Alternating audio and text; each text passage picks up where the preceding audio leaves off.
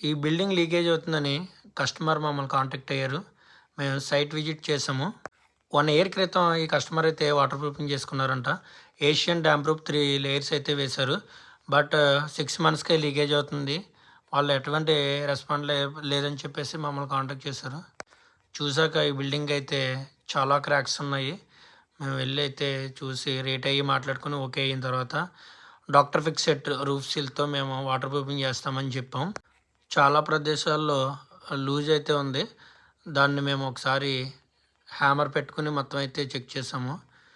దానివల్ల ఎక్కడైతే లూజ్ అయితే ఉందో అదంతా రిమూవ్ చేసి మళ్ళీ ప్లాస్టింగ్ చేసి దాని మీద వాటర్ ప్రూఫింగ్ చేసుకుంటే మనకి ఫ్యూచర్ ఎక్కువ ఉంటుంది కాబట్టి మనం ఆ విధంగా అయితే చెక్ చేసుకుని తర్వాత మనం చిప్పింగ్ అనేది చేసుకుని తర్వాత వాటర్ ప్రూఫింగ్ జెట్ మెషిన్ ఎట్టి ఒకసారి టెర్రస్ అంతా క్లీనింగ్ చేసుకోవాలి.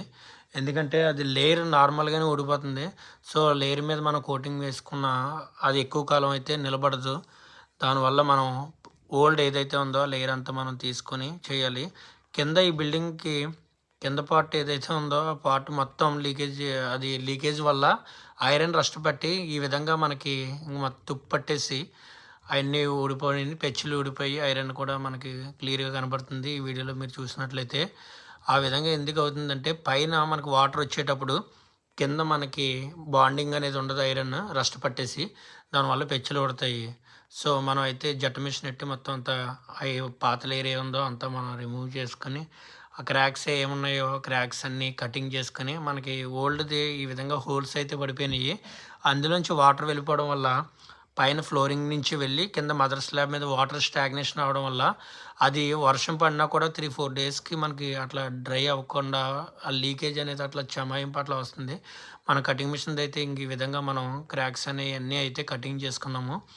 ఆ కటింగ్ చేసిన దానికి మనం పియూ సీలెంట్ అనేది డాక్టర్ ఫిక్స్‌లో పియూ సీలెంట్ ఈ విధంగా మనం అయితే ఫిల్ చేసుకుంటున్నాము. క్రాక్స్ క్రాక్స్ ఆ విధంగా ఫిల్ చేసుకోవడం వల్ల మనకి అది పియూ సీలెంట్ అనేది యూవీ రెసిస్టెంట్ కాబట్టి ఎండకిన్నా వానకి తడినా సరే అది మనకి ఎక్స్పాండ్ అవుతుంది, త్వరగా డ్యామేజ్ అవ్వదు. దాని మీద మనం 3 లేయర్స్ ఈ విధంగా డాక్టర్ ఫిక్స్డ్ రూఫ్ సీల్ అనేది 3 లేయర్స్ వేసుకున్నట్లంటే 1000 మైక్రాన్స్ అంటే 1 mm థిక్నెస్ అట్లా వస్తుంది. సో మనకి అది ఎండకి ఎండినా వానకి తడిసినా సరే అది మనకి డ్యామేజ్ అవ్వదు, కోటింగ్ అనేది డ్యామేజ్ అవ్వదు.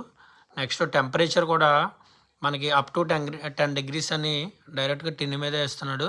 సో మనం ఇలాగే మనం వైట్ కలర్ వస్తుంది బేస్, మనం ఏ కలర్ కావాలితే ఆ కలర్కి ఎంట్ అయితే కలుపుకోవచ్చు. అది ఎందుకంటే మనకి వైట్ రిఫ్లెక్ట్ కాబట్టి ఈ విధంగా మనం ట్రై చేస్తే మనకి ఫ్యూచర్లో ఎటువంటి ఇబ్బంది ఉండదు.